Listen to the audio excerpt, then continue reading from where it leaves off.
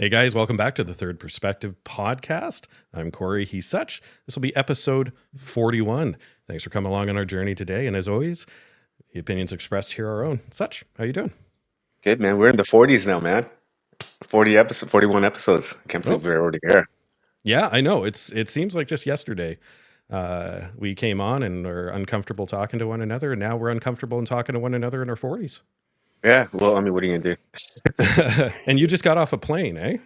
Yeah, man. I went to Calgary for a few days, and then I just walked through the door just now and just scarfed down some food. So that's where we're at right now. I love it. I love the professionalism here. Yeah. And for episode 41, we have a very, very special guest. Now, I put the episode marker out prior to us actually recording this, just due to our schedules. But I'd like to welcome to the podcast, Hailey. Hailey, welcome to the podcast. Thanks for having me, guys. It's nice to finally be able to talk with you two and Sachin. I know we've been like connected over a while, but it's nice to actually be able to talk in this Yeah, kind man, of for format. sure. So Yeah, we love it. And obviously, as everybody knows, this isn't our full time. We appreciate you moving all your stuff aside to come and yak with us for about an hour or so. So what I like to do is I always like to introduce the guest, but I find that when I was looking through everything and I've been reading your bio and stuff. Again, I say this every podcast, but I'd love you to be the subject matter expert on yourself. So I'm just going to let you introduce you. So why don't you let our listeners know who is Hailey Green? well, I guess the main thing, my job as a firefighter, that's kind of how we connected and what you guys kind of reached out for me to talk to you guys about. So been a firefighter. I was a volunteer for about 2 years. It'll be full time now for about 2 years coming in August. So I went to university first to pursue actually a career in policing. Sorry, Corey. And then I ended up getting suggested to me to pursue firefighting instead, just by a family friend. They knew how athletic I was, how much I kind of enjoyed the team sports. So after university, I was I was kind of confused as to where I was going to go with my career. Firefighting was suggested to me. And then I went to a station in Toronto that the family friend was working at. And he suggested, come and try out the stuff, try out the gear. I never thought firefighting would be a career for me. I never saw anyone else, like a female in that kind of role either. So I just never thought of it. But I knew like I couldn't do a desk job. I knew I didn't have the attention span to sit at a desk all day and kind of just be in that normal role as to a lot of people would pursue. So after that, I tried on the gear. I was hooked. It was so fun. I talked to a couple of the firefighters there, and they just told me how they got into it, like what the career kind of entails, also how competitive it was to get hired. They just kind of gave me like a base, like, hey, like this is what you need qualification wise, and these are all the options you can do to get there. So I think it was a week later, I signed up for the firefighting program after finishing like all my research, looking at the options I could do. So I applied, started doing my qualification. And after that, like I just did everything I could to pursue firefighting and get hired on. It took me a couple years to get on. Volunteer obviously helped as well too. So that was awesome. And in the time, like going through all this, there's all these qualifications, like you would know in policing, you have to get all these like EMR, they get your DZ license, all these kind of like specific qualifications and certifications you need on the job. So always working towards those, always working on my fitness. I did like work out throughout it, but I did get to a point where I would do like a 2-3 hour day of working out, like weights, cardio, and I would just not fueling enough. And this comes back to just like how important it is for athletes to eat enough and making sure that we are consuming for more just like looks, making sure that we are fueling our bodies. So I got down to a really low weight. And for me, I'm 5'10". I think my lowest weight was like around like 120. So again, like very like I was tiny. So I made sure like I had to put on size, I had to put on muscle because firefighting is very physically demanding. we are doing hard trades work. We are lifting things. We are pulling hose. We are raising ladders. So throughout that time, I just made sure like I put on some weight, put on some muscle, and then was always just like pursuing firefighting. And then I got hired on.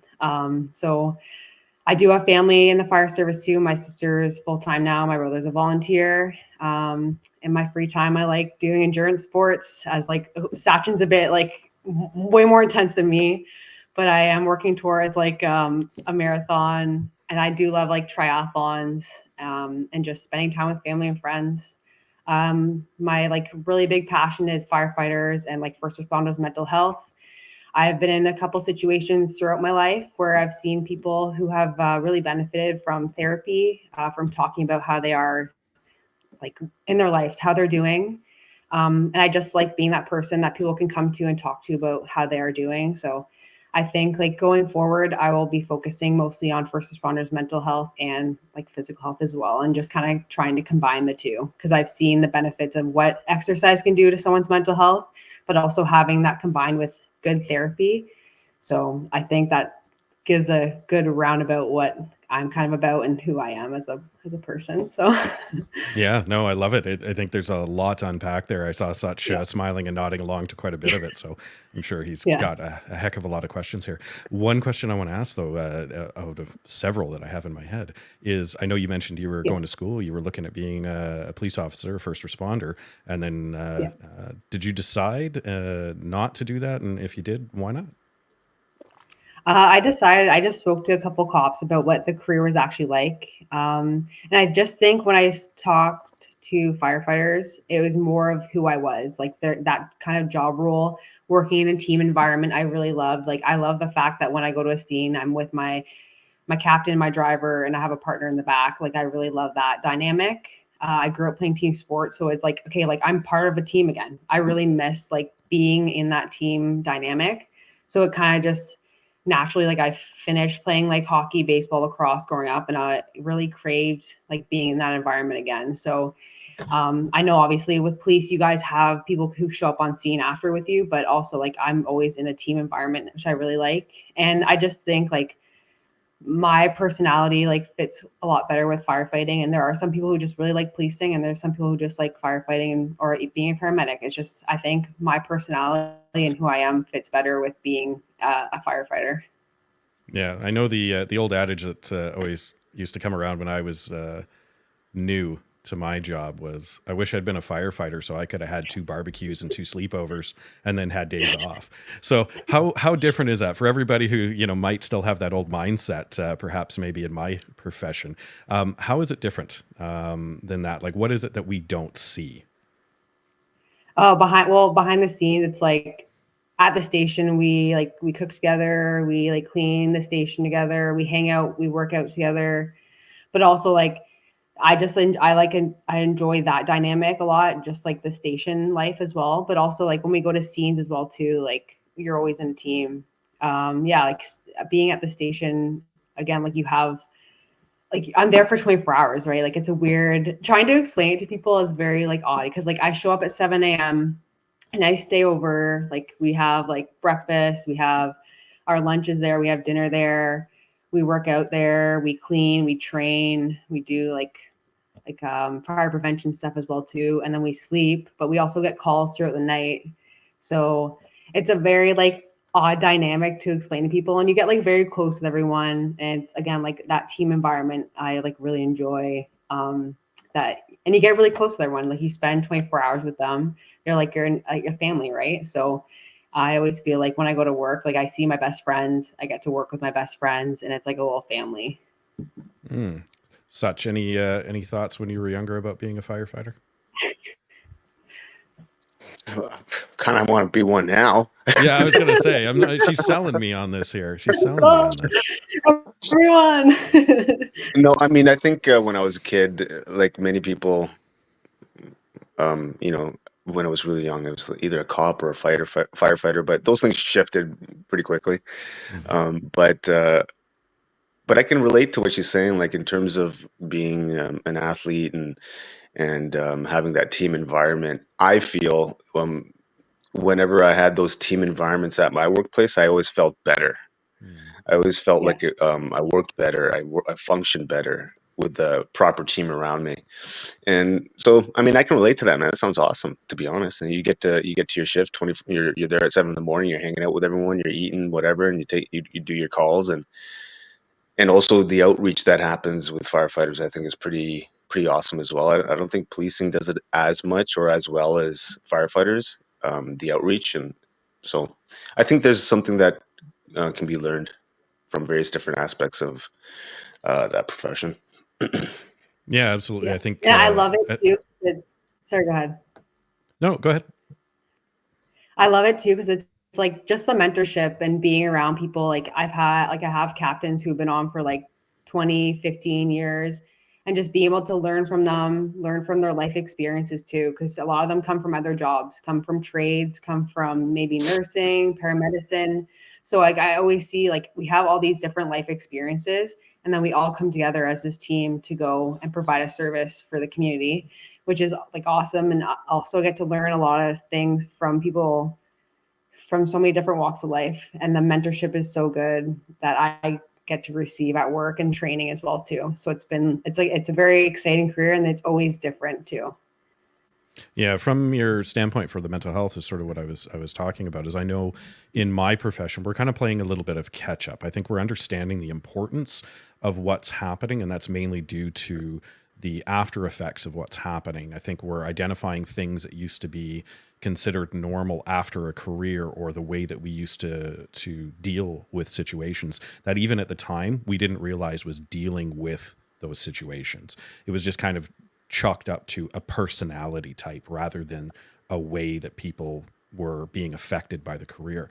Do you find in firefighting in general, not even necessarily in your service, but in firefighting in general, do you think that the push is from the external, or is it from the membership that's really pushing that idea of mental health for the members forward?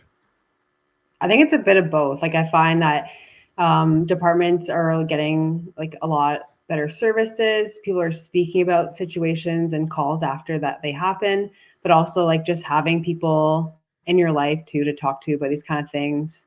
I find it's more. I'm obviously very new to the service, but I find after calls and stuff like that too, we just talk. If something's been like a bit weird at a call, we always just check on each other, or if you hear about something, you just check on each other. And it's having like good network, good mentors to talk to.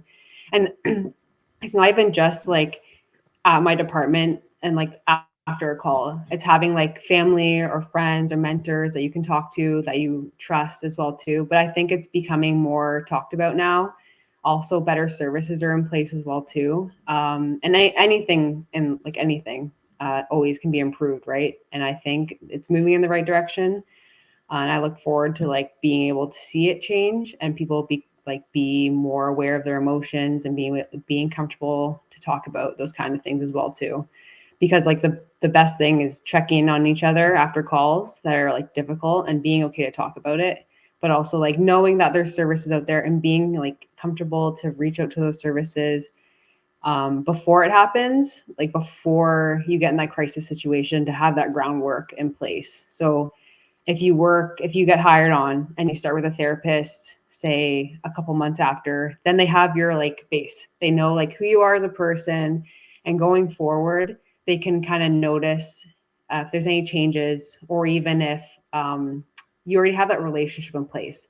So if you're in a crisis situation, instead of going out and trying to find someone to help you, you already have that relationship in place, so that you can kind of just be like, hey, like I went through this. This is what I need help with, rather than being like, I am in crisis. I need to build a relationship with someone who I trust and try to figure all that out. But your main thing should be trying to get through that stressful call or stressful situation in your life too. And like I would say the mental health stuff is not just for the things we see as first responders, but also life can be stressful.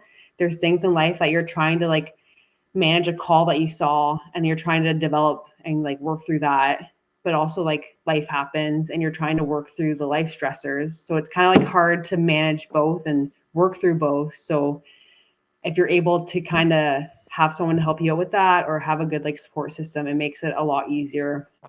um to work through those things, because we are gonna see difficult things. We are gonna go through hard things in life, and know that it's gonna pass, and know that like we are capable of working through difficult things as well too. Yeah, I think the absence of difficult things in our life is not a sign of success. It's the fact that Yeah. when we do have difficult things, we are able to learn from them, absorb them, and then let them go. Use them for what they were, and then, like I said, let them go and move on, so that we have the capacity to deal with the next difficult thing rather than holding on to it. I know Such and I were talking about in one episode here about invisible backpacks, and how we often aren't the ones who are putting those loads into the backpack. Other people are, and we don't even realize that we're holding on to them. But that brings me to a question that I know in your bio you said you want to start looking more forward into that sort of mental health thing and making sure that you're championing for those things. What are you looking to do that might not currently be done in the services, in firefighting and first responding? What are you looking to sort of champion and move forward for in that? Well, personally, I would love to get into providing like counseling and doing a master's degree and doing that, and just making it more normalized. Like I know some people who do go like to counselors and see therapists and stuff like that too, but there are some people who may benefit from it, maybe making it more normalized. And I just think for me, like knowing, I don't know what it's going to look like in 5 to 10 years, but I know like what my starting point is. And I know like if I start getting the master's, I can start providing services, but also like for first responders, but also for people who want to do like performance psychology. Like I love the fact of like sports psychology and helping people through difficult things. I think that's one of the biggest things that I've learned with running and like endurance sports recently, like in the last few years, even it's just things are going to be tough. And like sometimes you're like half the time my brain, when you're running far, you don't want to do it. Like my body's like, hey, like stop, you can't do this.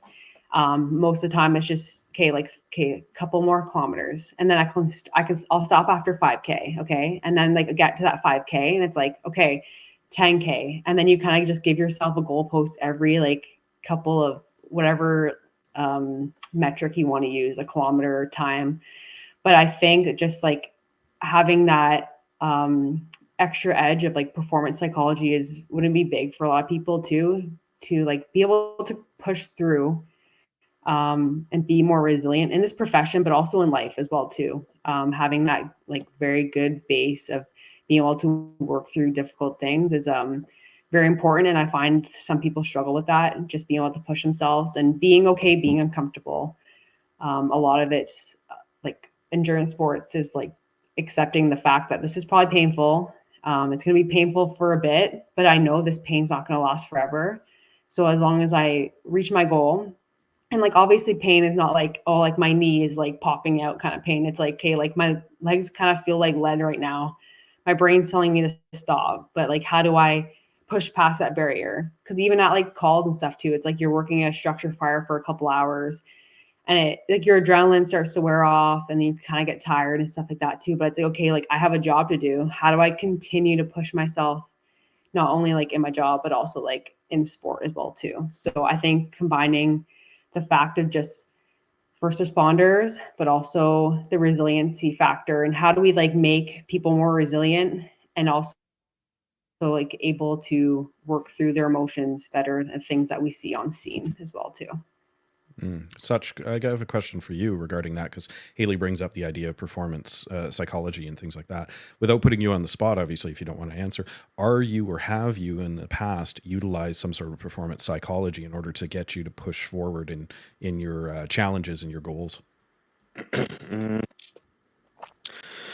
So I was kind of like the person that Haley was describing that we shouldn't be, where a crisis happens and then you got to start kind of sorting things out. So when a crisis happened, I started trying to sort things out, and I started seeing a psychologist and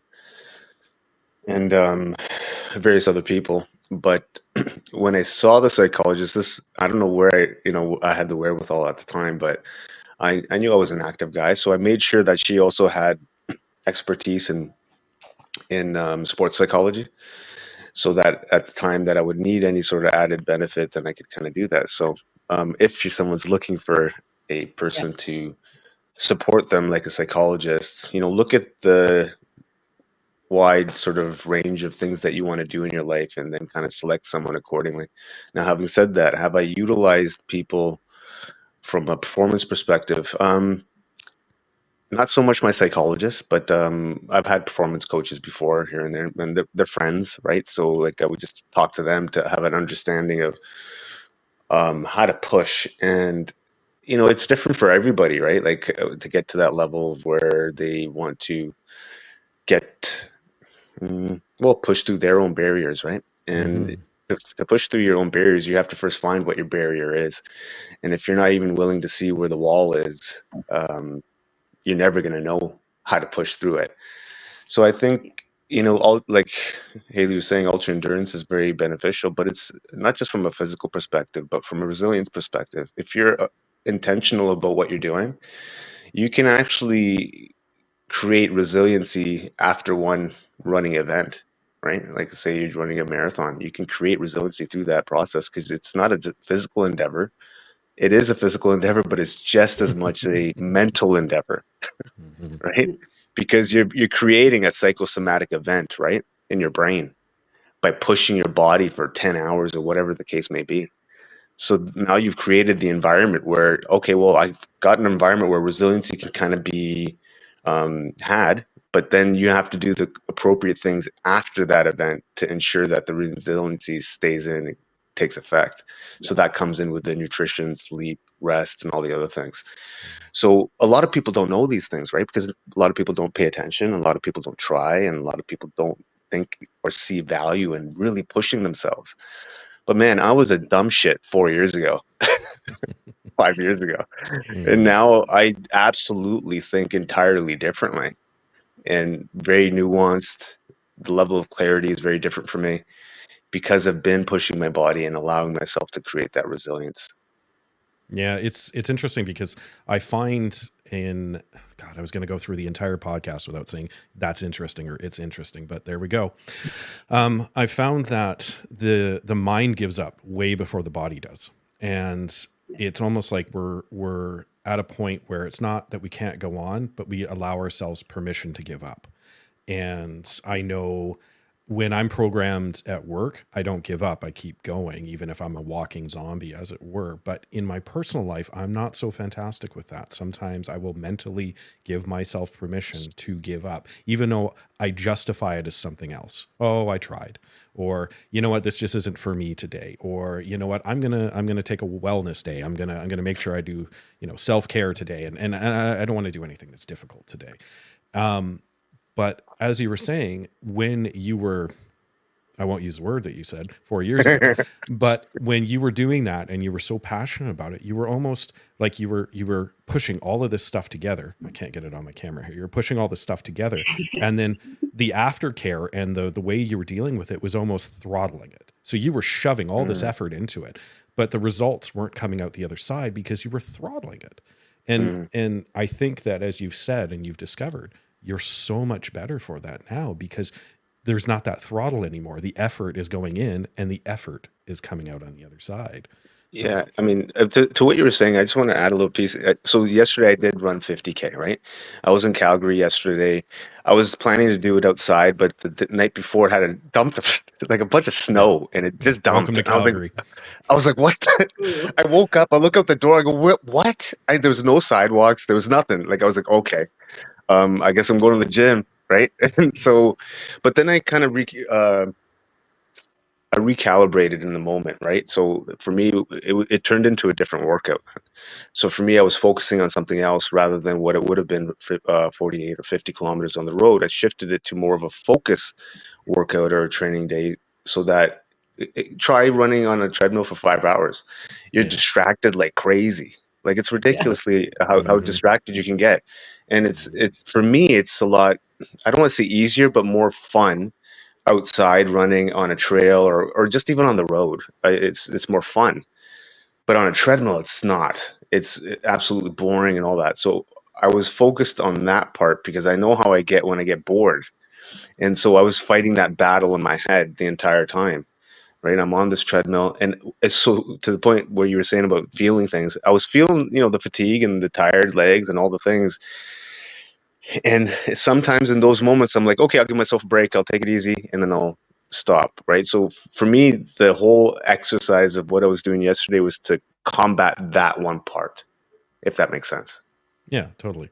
Hailey, I Yeah. saw you smiling and laughing along with what Such was saying. What are your thoughts on that? Honestly, I did, what was it, 20K yesterday on the treadmill. And it was the same thing. I've never watched so many like sports highlights in my life, first of all. And it was just how many times I was like, oh, like I could go, like I could do something else. Like I don't have to do this. And I was just like, okay, in the program, I have to do this. Like I was, what was it? Sprints for, like not sprints, but it was half marathon pace for 3 sets of 20 minutes. So I was, for me, like it's a fast pace. So I was doing that. And it was like an hour 45 or again, like treadmill. How many times I was like, oh, I could stop. I could just, no one would know. No one would know that I didn't do it. But then like, again, you like go home and then in your own head, you're like, I didn't finish that workout. And then I always feel like I have a coach too. And I'm like, I can't let him down. So yeah, like I know like some days it's just like, shut it all off, just get it done, do whatever you want after, but it's like, okay, it's on the program, so just do it. And again, like distraction, it's like so nice running outside, but yeah, treadmill is definitely very mental, very, especially with 5 hours too. That's crazy. So Hailey, so Hailey, the question I'd have then is for average person who isn't running 20K on the treadmill or 50K on the treadmill and has that mental resiliency built in with the coaching and the program and the accountability, but somebody who's looking at, like, some of our listeners that are looking, again, Such and I have talked about this, about just improving your day a little bit at a time. For the people that don't have all of those systems in place and perhaps maybe might not be able to have all those systems in place, what are some of the things that you can think of, going back to even starting in wanting to be a firefighter and starting that process, where they can almost idiot proof their day so that they can start doing the small things that aren't 20K on the treadmill? What are your thoughts? Yeah. So honestly, like I started working out 10 years ago and I'm a completely different person. If you ask my like siblings and my family, I'm totally different from what I used to be till I started working out. I found that what worked best for me was just starting small. So I started working out 3 to 5 times a week, and then I gradually just added in over the years. I added in cardio, I added in different weightlifting styles, and I found that after a certain bit, I was like, okay, like I'm ready to eat better. So I started learning how to eat well. And then I started like, okay, like I should probably focus on my sleep a bit. So then I started to like just gradually add things over time, because I find that people try to change everything at once. And if you're doing nothing right now, trying to change everything at once is like a huge freak out. It might be like very stressful for your family. It might be very stressful for you to kind of find that like good balance. So start with the smallest thing. Is it going to be walking half an hour in the morning? Is it going to be waking up a bit earlier, do like weightlifting? Just find something that you love and that you're going to be able to remain consistent with over time and gradually build up from there, is what I found that worked well for me. And also just like accepting you're going to fail. I failed a lot throughout my tenure. Like I still like now there's things I'm like, oh, like I probably could have done that better, but also like being okay with that. There's a lot of things like, again, like can't be perfect at everything. Right now I'm trying to like learn how to do like really well, like swimming. I'm good at biking and running, but again, like for triathlon, there's also swimming as well too. So I'm like, hey, like that's why I like it, because it's challenging. I'm not very good at it, and it's something to work towards. So people need to accept that like you're not going to be good at everything once you start it. Weightlifting, I probably looked very foolish when I started working out, and like you just gradually get better, and then asking good questions, asking for help, hiring a coach. I think there's like so many options for people to kind of just start at the bare minimum and kind of progressively add things, and just be okay with you might fail a bit. It's going to get hard. Like running, I started out a couple years ago running, started just at a 5K and then just progressed it since. It's not always comfortable. You're going to sweat a lot. You're going to feel pain. And it's not like pain where it's like you're gonna like hurt yourself, but it's like, hey, like I'm tired. This is uncomfortable. Again, like with weightlifting, going to the gym, that's comfortable. So people need to be okay with being comfortable and gradually adding on things that they want to work towards, and being okay with being the new person and asking questions as well too. Yeah, I know we talked about it on a previous podcast, but as I'd said, success is addicting, right? Like when we start Yeah. having success, especially after not having success, we want more and more of it. But there's a point where the natural talent that we bring to whatever it is that's new that we're doing runs out. And then that's where the real work starts, because we kind of go, I've tried this thing before. I didn't know if I was good at it. And look at it. I'm really good at it. And look at all the gains that I'm getting, or look at all the progress I'm getting. And it's almost effortless. But then that natural talent runs out to that point where level of experience and talent meet. And now you need to start putting the hard work in, and people get so frustrated by that. I'd love to know. I'd love to know your guys' thoughts on that. What are your thoughts on that? So can you frame it in a question? Well, I would like to, but I don't think I actually asked a question. I thought that I had, and then I got about halfway through there and I asked you, and I thought, well, maybe Sutch will be the professional and pick this up for me, but obviously not. I'm not unprofessional. No, I'm no, no. professional by helping you out. I think I literally lobbed you a hand grenade there and was mad at you for not stopping it from exploding. No, I think what it is it's more so the fact that because obviously Hailey's talking about working out for the last 10 years. I mean, that's going to be dedication. That's going to be something that you have to take the time for. You have to do things. But we as people, I'd say as the average person, I'll put myself as the average person out of the group here, is somebody where we try something new because we're tired of something. We don't like the way that we are. We don't like what we're doing. And now I've tried something new. It's really addicting. Success is coming. The progress is coming. And then that experience hits, that level of experience or lack of experience hits. And now I'm not happy with this anymore.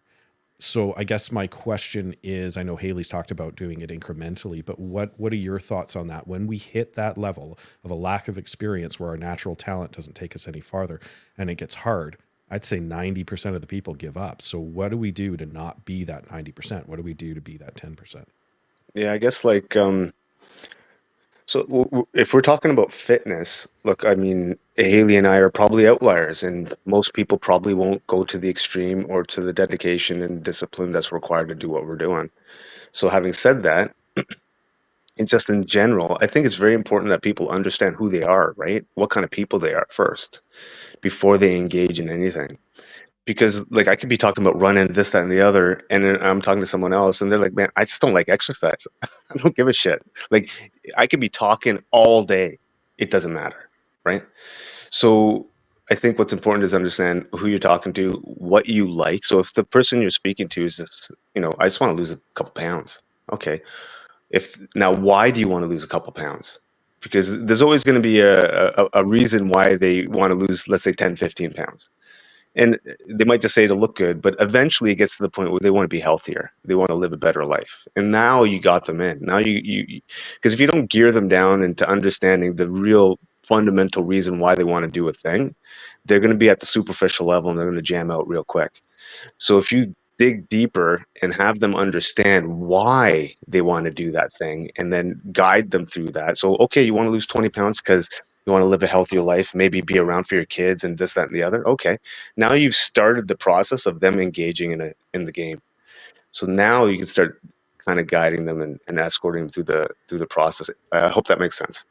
Yeah, I think it does. Yeah, I think it does, considering there was no sense to the question. So I think you absolutely made that.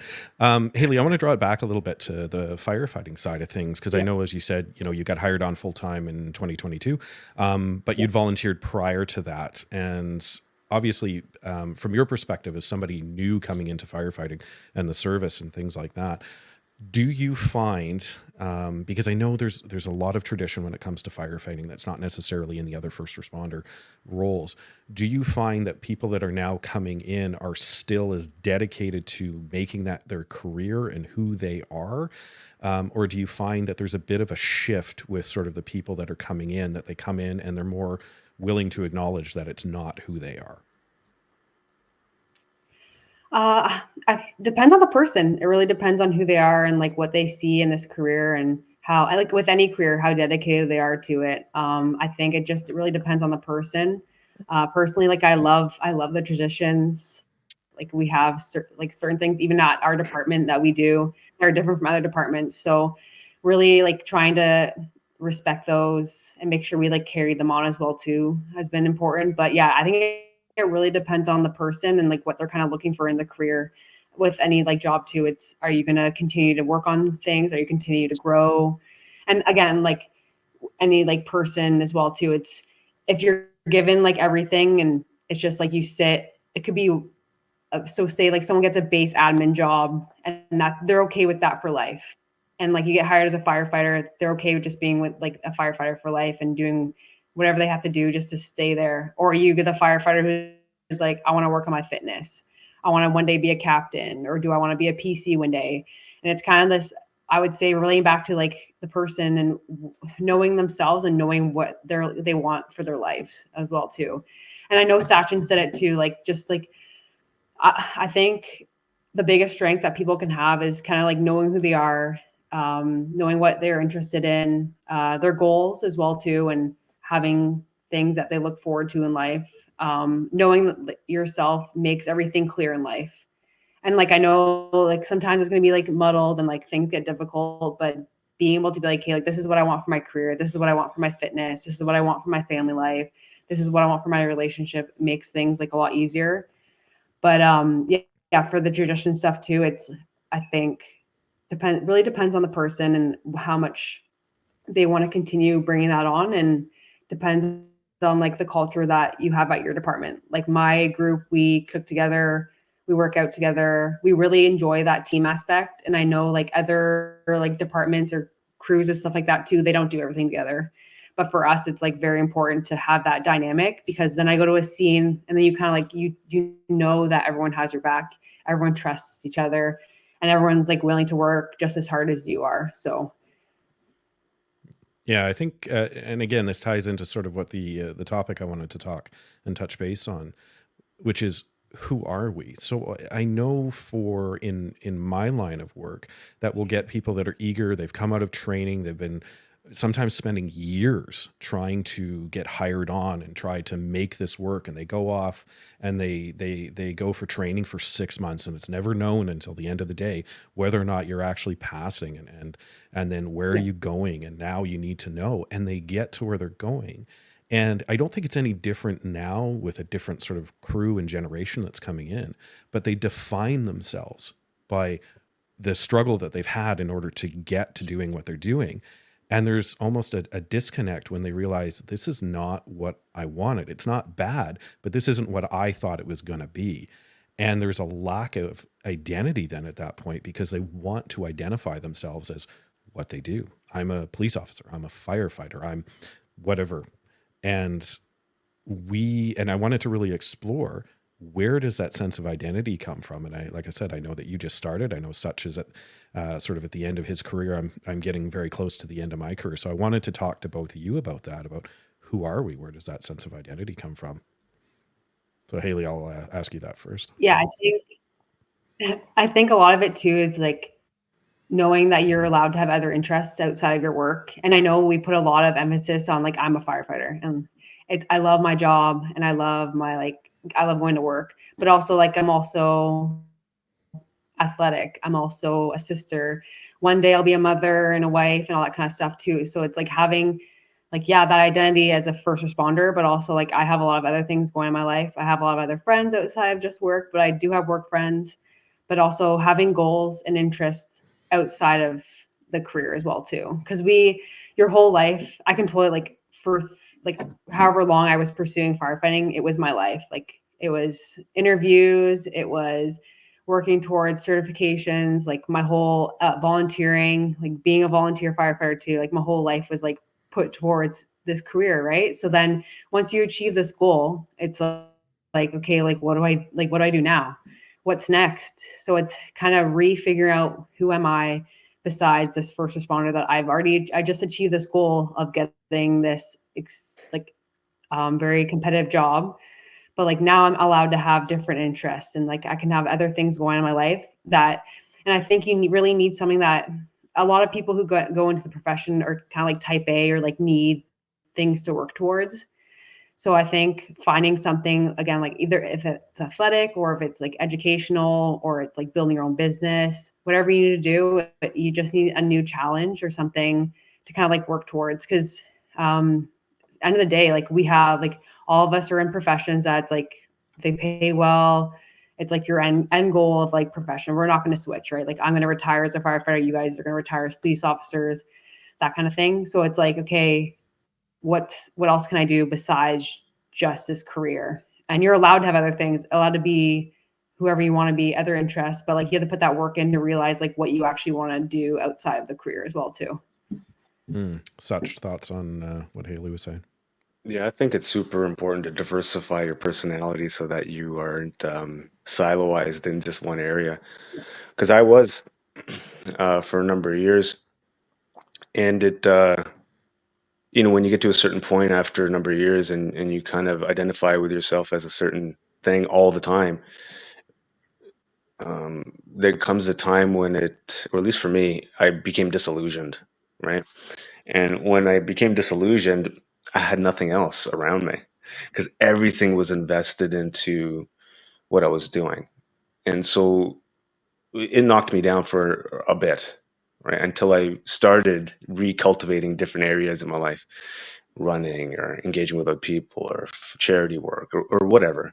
Now, when I first started my career, it wasn't as much because I was just learning the craft and learning the career. So I was competing in bodybuilding and stuff. But once I stopped competing in bodybuilding, let's say after year 5, then the next 10 years or so were like all in the career because then I didn't have any external sort of focus, right? And I kind of focused everything there. So I believe, and I agree with Hailey and a bunch of other people that I speak to, that it's super important to cultivate a life outside of the job so that you're not isolated when something happens. Yeah, and the reason I bring this up is because I know even for myself when I started, it was all or nothing. Like you were either what you were doing or you weren't dedicated. And the problem was is that when you became, as you said, such siloed in that thought, when stuff started to go bad at work or you were having difficulty, like if you defined yourself by what you did for work, the failures were almost exponentially magnified, because if all you are is what you're doing at work and you're having difficulties and you're having problems with it, now everything that you do is horrible. There's nothing to fall back on. So I think of like things like even not even people who define themselves by what they are for work, but things like a new parent or somebody who's got a toddler, and now I am a wife or a husband now. I'm not this person, or I am a parent now, and I've been a mom now for so long I forgot what I used to do, and I define myself by that, and I'm not great at it, so I don't know what I'm doing anymore, and I don't know who I am. And I had a point to this, but it's gone. It's going to be this fantastic day Hey here where man, I'm no, going to you lose all you my. just no, you should have just did full stop, and the point would have been right there, bro. It would have been good. Yeah, but then I would have thrown it out and said thoughts, and you would have said, "Is there a question in there?" And I would have failed, and Yes, Haley would have laughed, and there we go. but No, what but do we do? But what's the point of failing? The point of failing is so we can learn and do better next time. absolutely. But if, like I said, but I think the issue is, and again, this is why I wanted Haley's perspective on it, because I'm more on the tail end of my career where she's starting it, is this definition. So, and very specifically to firefighters, because most of the firefighters I know, there's not too many that are new to the service, but they're more sort of the old side. And there was always two kinds. And I'm going to generalize a little bit, Haley, I apologize, but there was always two kinds. There was either the one that had every firefighting sticker on their truck, identified it, made sure they let you know the minute they got out. You know, they also did CrossFit and they're vegan as well. And they always did that. And then you would go in their house and it would be wall to wall firefighting stuff. And then there'd be the guys that were the exact opposite and hated those people because they're like, I have nothing about firefighting in my house because I don't want to be reminded when I go. It's not that they hate it. It's just that's not their personality. So I was wondering about it because we silo ourselves in all of these things. And it's not just what we do for a job, but we silo ourselves so that, again, the failures, because it's never the accomplishments, it's the failures that always seem to define who we are and how it gets magnified. I don't know. Haley, if you can make anything out of that dog's breakfast, I'd love to know your thoughts. Well, going back to the failure stuff, I think like again, in career stuff, anything in life, running, relationships, everything in life, we're gonna fail. And being able to like persevere and like work through those things is what makes us human and makes you like better at kind of working through those kind of things. And I failed a lot pursuing like firefighting, pursuing academics, athletic endeavors, and it's you don't stop. It's just you learn from it and you keep going. So and also with the firefighting stuff, yeah, like sometimes people, I think it's good to have a good mix of you like show that you love the job, show that you're like when you go to work hard, be ready to like have like a if you have like a fire or something, like make sure you're working hard, make sure you're training, make sure you're always learning, but also be able to switch it off. And like when you go home, it's like, you know what, I'm with like my family, I'm gonna go for a run. Like, yeah, I'm a firefighter, but also like I'm able to kind of turn it on, turn it off, and be able to like kind of relax because you don't always want to be like I guess like heightened or like in that zone of like I need to always be like I'm a firefighter. I think it's a good when you find a good balance. It's interesting to talk to people about your career, but also at the same time, it's nice to be able to be like talking about other stuff than just firefighting. Yeah, for sure. I want to backtrack a little bit here, just regarding your experience and anybody who's thinking about getting into firefighting specifically. But what I'm curious is I know that the breakdown in firefighting has changed between women and men, and sort of the percentages, and I don't have any of those off the top of my head. But why is it that there are less women in firefighting? I know the old adage of mass moves mass. So you have a 250-pound guy, he's going to be able to do all the really heavy things. But I think that the idea of women being inferior because of strength or fitness or endurance is gone. I think that is starting to be corrected as it should be. But is there anything that's still prohibiting women, even by themselves, to getting into firefighting? I don't know. For me, like I don't know. Like I was told that I could do this job, and I think trying it out and seeing if it was for me, and really talking to other firefighters about what it's actually like. A lot of the calls we go to are not fires. There are a lot of like medicals, a lot of customer service and patient care and stuff like that. So being able to like be compassionate was a huge thing, and providing. I love like taking care of people, so that was the big thing for me. But also, I think a lot of girls don't look at it because they don't see other females in it now, but they do. Like it's more, I guess, normal and seen in the public now, or like you'll see on Instagram or in like social media and stuff like that now too. You see a lot of more females in the profession. Um, but yeah, I don't specifically know why. And like I know a lot of girls are starting to pursue it, and it's been really nice to be able to mentor some of them. Like I talk to a lot of them now, people coming from like paramedics, police, nurses, people who are just getting out of college and stuff too. So being able to mentor them has been very rewarding for me to be able to get more females into it.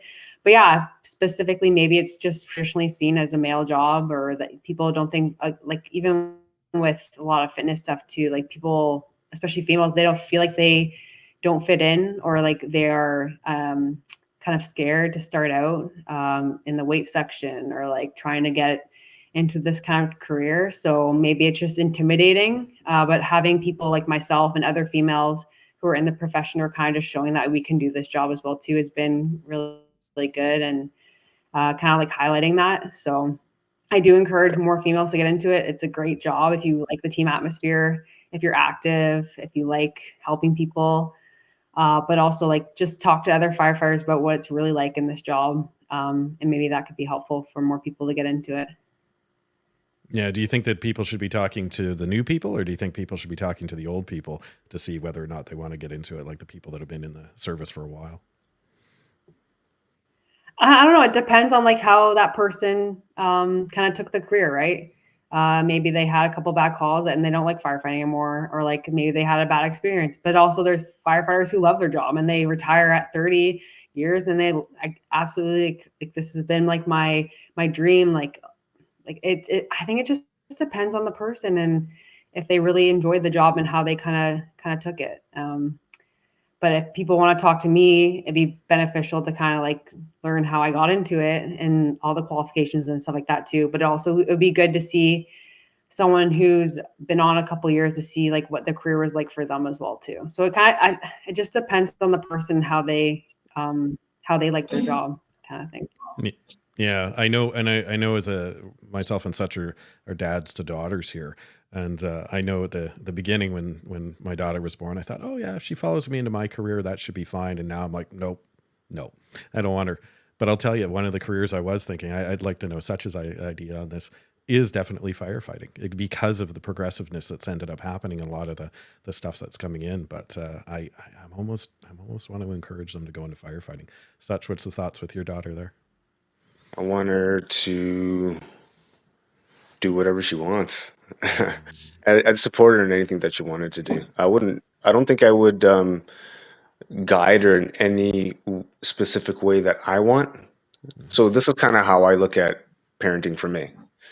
I look at it as a coach, right?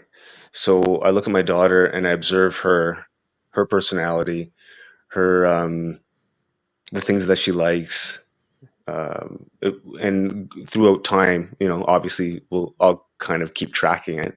Yeah. And if her personality isn't aligned with those things, I wouldn't be even pushing her in that direction at all, right? I think, like, to the point about females in firefighting and whatnot. Look, not all types of guys can be firefighters. It takes a certain type of person, right? Not all kinds of guys can be a cop. It takes a certain kind of person.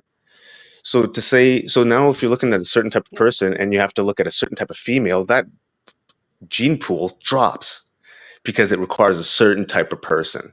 So I don't think it is the fact of like alienating men and women, but there's certain types of people, and perhaps females, there's a smaller pool of those females that are certain types of people that would apply for these jobs. So just like I have no interest whatsoever to be an accountant. Like I'm just not that type of person. So I think we're looking at it maybe a little bit differently, because to be physically as active and fit as you need to be as a firefighter, I bet you a lot of females just don't want to do that. Like the amount of effort that might be required to have the skills and the capacity to do all the things necessary so that you're at the same equal footing as all the other males on your team requires a lot of effort. And maybe not all the types of people are like that. So that's why I suggested that maybe Hailey's a bit of an outlier, because she's so active and she's getting after it and she's trying to be the best she can in all aspects. And like I said earlier, not everyone's like that. I love it. You're making me look bad. Oh, Jesus. I only do that myself, but no, I love that answer. That's fantastic. Hailey, I know Such talked a little bit about skills and things like that. That brings me to a question that I've wanted to ask this entire time, but what do you think is a skill or an ability that people have that they don't think is valuable to firefighting, but it actually is? Ooh. I think just being like really good people skills and like being able to talk to like anyone. We have to talk to like a high, like highest level of like income to lowest. Like it's like there's such a wide range of just like people we have to work with, older people, younger people. So being able to have like really good, like I guess customer service or patient care is really like, and like compassionate. Like they're being able to put the feelings aside. Like it's 3 a.m. I'm exhausted. I've been running calls all day, and I'm providing a service to these people and providing patient care. And maybe like someone else doesn't think that this is like a huge concern, but maybe in their world, it's like maybe they're not feeling well. So it's like being able to be like patient, compassionate, and providing that care is, I think, a really big thing in the fire service as well too, because that's what most of our calls are, is a lot of medicals. Yeah, I think that's what the majority of them are. So being able to provide a service to the community, it's just, yeah, compassion and patience is a lot of it. Awesome. So I think we probably have a fantastic spot to wrap up here. I think this is just dipping our toe into knowing who Hailey is, and we'd love to have her back, of course. But Such, obviously you have a lot of stuff going on here, so I'd love to know what's going on with you, and then we'll see what's going on with Hailey.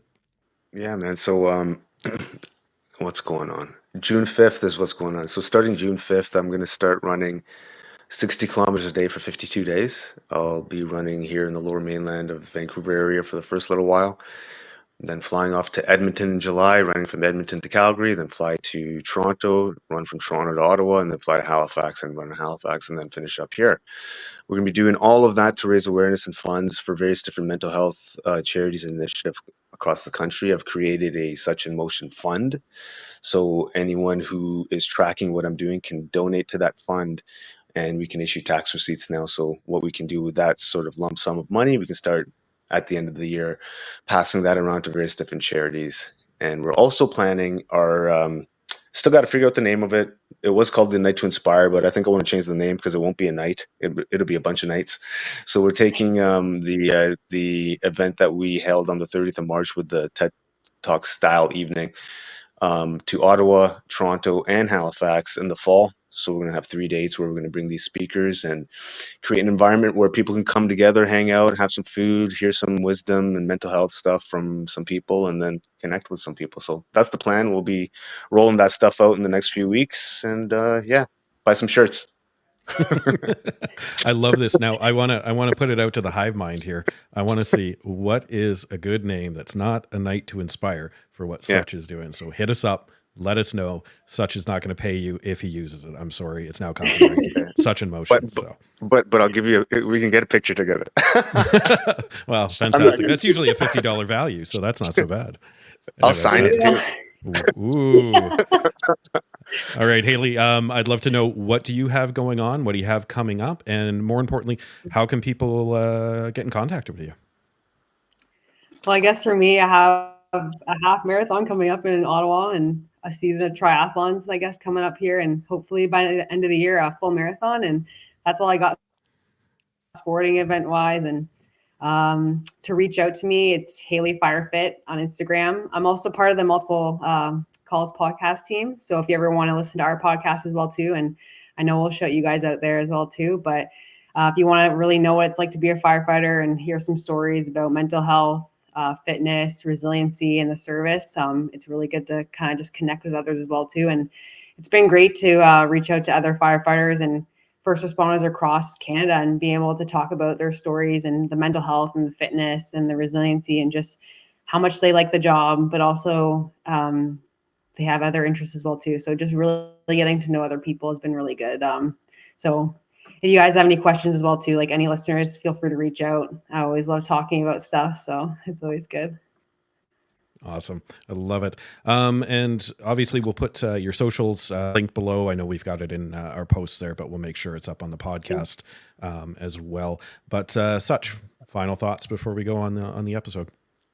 No, man, I'm just happy we got Hailey on here. I've been tracking you for a few years now. Actually, we've been tracking each other. We kind of started the running journey at the same time. So it's cool to actually get to have the conversation now. And then when I come to Ontario, wherever you are, I'm sure we'll run into each other and get a run in. Oh yeah, definitely will. Awesome. Thanks for having me, guys. Yeah, absolutely. And Hailey, any final thoughts from you? And I'd love it if you could impart our listeners with a little bit of knowledge here, something they may not know about firefighting that you'd love them to know about. Ooh, I can't really think of anything right now. I would say like the biggest thing is if there's any goal you have in life is just never give up. Again, like firefighting is a hard career to get into, policing as well too, but also like just never give up on your dreams. Have a plan in place. You're going to fail a lot, but keep going. So life's a journey and there's no like end destination, right? So just keep whatever you want in life you can get, and just to create the life that you want to live. Awesome. Couldn't have said it better to ourselves from myself and Such. Thanks to everybody there for coming and joining us. We love it. And we can't wait to see you next week. Talk to you guys later. Thanks, guys.